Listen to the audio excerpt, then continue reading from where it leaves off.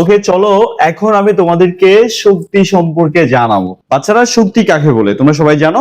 কোনো ব্যক্তি, বস্তু বা উৎসের কাজ করার যে সামর্থ্যটা, সেটাকে আমরা শক্তি বলবো। এই তো শক্তি, অ্যাবিলিটি টু ডুইং ওয়ার্ক। শক্তি কয় প্রকার জানো? দেখ, আচ্ছা, শক্তি কয় প্রকারের আগে আমি শক্তির বিষয়টা একটু ক্লিয়ার করি। কোন একটা ব্যক্তি বা বস্তু বা কোন একটা ব্যক্তি বা উৎস একটা নির্দিষ্ট কাজ করতে পারছে কিনা সেটার উপর শক্তি নির্ভর করে। অর্থাৎ আমরা শক্তির সংজ্ঞা দিতে গিয়ে আগে একটা নির্দিষ্ট কাজকে আমরা স্ট্যান্ডার্ড ধরি, একটা কাজ করতে পারছে কিনা। কোন একটা ব্যক্তি যদি একটা কাজ করতে পারে তখন সেটাকে তার শক্তি আছে, যদি কাজটা করতে না পারে তাহলে শক্তি নেই। তবে কাজ বলতে ফিজিক্সের ভাষায় যে কাজ, সে কাজের কথা বলা হচ্ছে। বল ইন্টু সরণ, ঠিক আছে?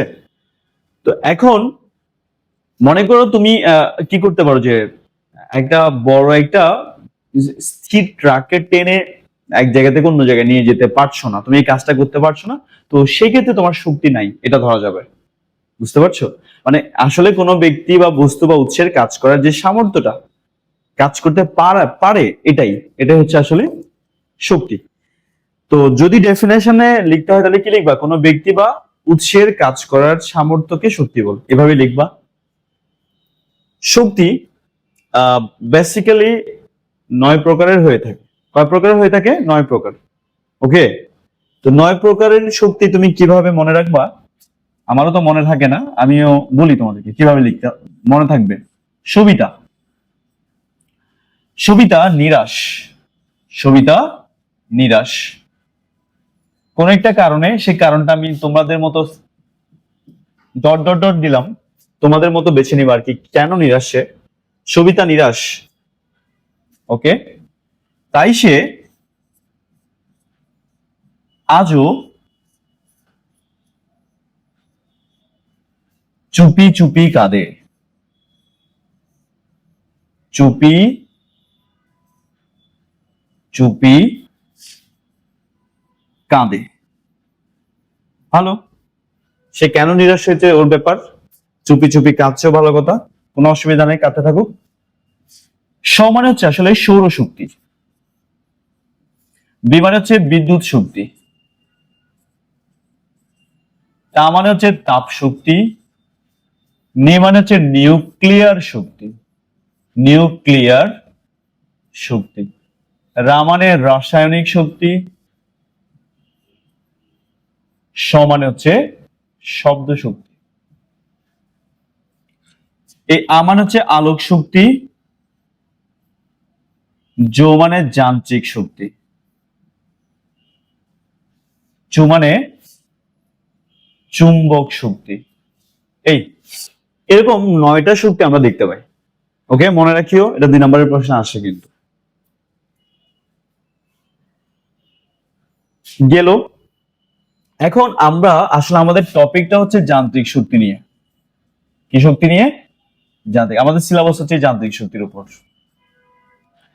তো প্রশ্ন করতে পারো, এই যে স্যার যান্ত্রিক শক্তিটা আসলে কে? যান্ত্রিক শক্তি কাকে বলে? মাথায় রাখবা, কোন ব্যক্তি বা উৎসের অবস্থানের পরিবর্তন,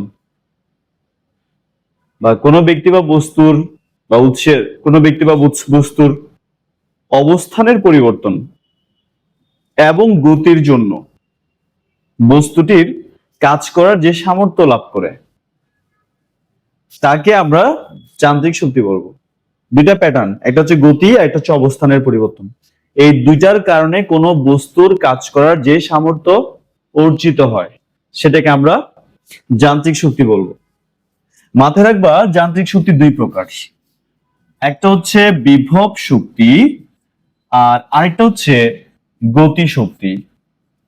একটা হচ্ছে বিভব শক্তি, একটা হচ্ছে গতি শক্তি। ঠিক আছে? আচ্ছা, চলো এবার আমরা দেখি বিভব শক্তি আর গতি শক্তি, রাইট? এখন কথা হচ্ছে এই গতি শক্তিটা আসলে কি? শক্তির বিভিন্ন রূপ তো তোমরা দেখেছো, 9 প্রকার। এখন প্রশ্ন হচ্ছে ওই যান্ত্রিক শক্তির দুইটা পার্ট, একটা হচ্ছে গতিশক্তি, আমরা দেখব গতিশক্তিটা আসলে কি। স্যার, কোন বস্তু তার গতির কারণে কাজ করার যে সামর্থ্য লাভ করে সেটাকে আমরা গতিশক্তি বলবো। মনে করো একটা স্থির ট্রাক আছে, তার সামনে একটা বড় একটা ড্রাম রেখে দাও। স্থির ট্রাকটা ড্রামের কিছুই করতে পারবে না, তার উপর কোনো প্রভাবই ফেলবে না, তাই না? কিন্তু রাস্তা দিয়ে একটা ট্রাক আসতে আমি দেখছি, তখন আমি একটা ড্রাম রাখবো রাস্তার মধ্যে, তখন দেখবা ট্রাকটা ড্রামটাকে ধাক্কা দিয়ে অনেক দূরে ছিটকে ফেলে দিবে। দেখো এই ট্রাকটা গতিশীল থাকার কারণে ড্রামটাকে ছিটকে ফেলে দিল, মানে অন্য একটা অবস্থানে নিয়ে গেল, সরাই দিল। বুঝতে পারছো? তার মানে ওই ট্রাকের গতির কারণে ট্রাকটা ড্রামটার উপর একটা কাজ সম্পাদন করতে পেরেছে, তাই এটাই হচ্ছে গতিশক্তি। কিন্তু যখন ট্রাকটা স্থির ছিল, ড্রামটাকে কিন্তু সরাতে পারে নাই। বুঝতে পারছো? তার মানে কোনো বস্তু যদি গতিশীল থাকে, ওই বস্তুটার মধ্যে একটা শক্তি থাকে কাজ করার, ওই শক্তিটাকে আমরা গতিশক্তি বলবো। মানে কোনো বস্তু তার গতির কারণে কাজ করার যে সামর্থ্য লাভ করে সেটাকে আমরা গতিশক্তি বলবো, ওই বস্তুটার। ঠিক আছে? গতিশক্তির ইংলিশ নাম হচ্ছে কাইনেটিক এনার্জি। তাই এটাকে আমরা অনেক সময় কে দ্বারা প্রকাশ করি। আচ্ছা চলো এটার পার্টটা একটু দেখবো। মনে করো এখানে একটা বস্তু আছে, এই বস্তুটা এই বিন্দুতে যখন আছে তখন তার আদিবেগ ছিল 0। আচ্ছা, এখন আমি এই বস্তুটার উপর বল প্রয়োগ করেছি F, এতে করে বস্তুটা এই বিন্দু থেকে বি বিন্দুতে এসছে। যখন বস্তুটা বি বিন্দুতে এসছে তখন তার বেগ হয়ে গেল v। বুঝেছো? স্বাভাবিকভাবে বস্তুটা যখন এখান থেকে এখানে আসছে তার একটা সরণ ঘটেছে না? এই সরণকে তুমি চাইলে কি দিয়ে প্রকাশ করতে পারো? x কিংবা s, যা খুশি প্রকাশ করতে পারো। আচ্ছা বুঝলাম। তার মানে বস্তুটার উপর বল প্রয়োগ করা হয়েছে, বস্তুটার সরণ ঘটেছে, তাহলে বস্তুটার উপর একটা কাজ হয়েছে না? কাজ সমান হচ্ছে বল ইনটু সরণ। আচ্ছা আমাকে বলো, F মানে m এ, এটা তোমরা জানো না? অবশ্যই জানো। তাহলে আসি, আমি চাইলে এই জায়গাটাতে অন্যভাবে লিখি। কি লিখবো দেখো, আমরা জানি v স্কয়ার সমান u স্কয়ার প্লাস 2as, গতির চতুর্থ নম্বর সমীকরণ। আচ্ছা এখানে আদিবেগ 0, তো আদিবেগ যদি 0 হয় প্লাস 2as আমি লিখতেই পারি।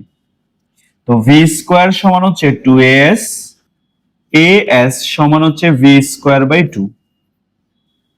আচ্ছা আমি এই মানটা, এটার এই মানটা এখানে বসাতে পারবো না?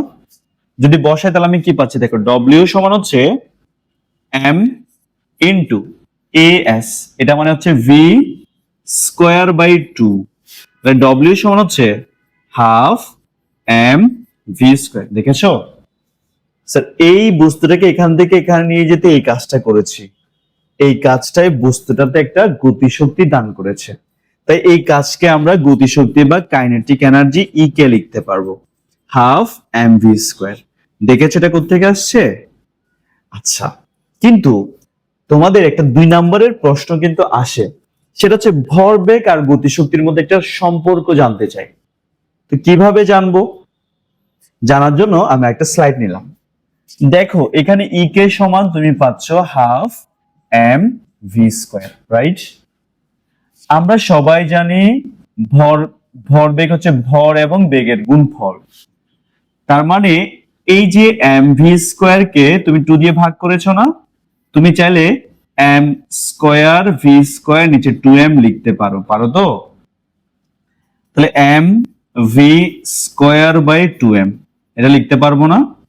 আচ্ছা এম ভি ভর ইন্টু বেগ, তাহলে P square divided by 2m, কারণ এম ভি মানে ভরবেগ, তাহলে ভরবেগ স্কয়ার বাই 2m, এটাই গতিশক্তি। দ্যাট ইজ আমরা গতিশক্তির সাথে ভরবেগের একটা সম্পর্ক পেলাম, গতিশক্তি সমান ভরবেগ স্কয়ার বাই 2m। স্যার এটা কিন্তু পরীক্ষায় আসে, বুঝতে পারছো? যেমন ওই বালুর ট্রাক, বালু পড়ে যাচ্ছে, এরকম ম্যাথের ক্ষেত্রে এটা দরকার হয়। আশা রাখছি তোমরা আমার কথা বুঝতে পারছো। চলো এর আগে আমি একটা ম্যাথ ফেলে আসছি মনে হয়, চলো এর আগে এই ম্যাথটা একটু করি, চলো দেখা যাক কি হয়। তাহলে আমরা গতিশক্তি কে সমান হাফ এম ভি স্কয়ার পেয়েছি। এবার আমি এটাকে মুছে দিতে চাই, এটাকে আমি মুছে দেব।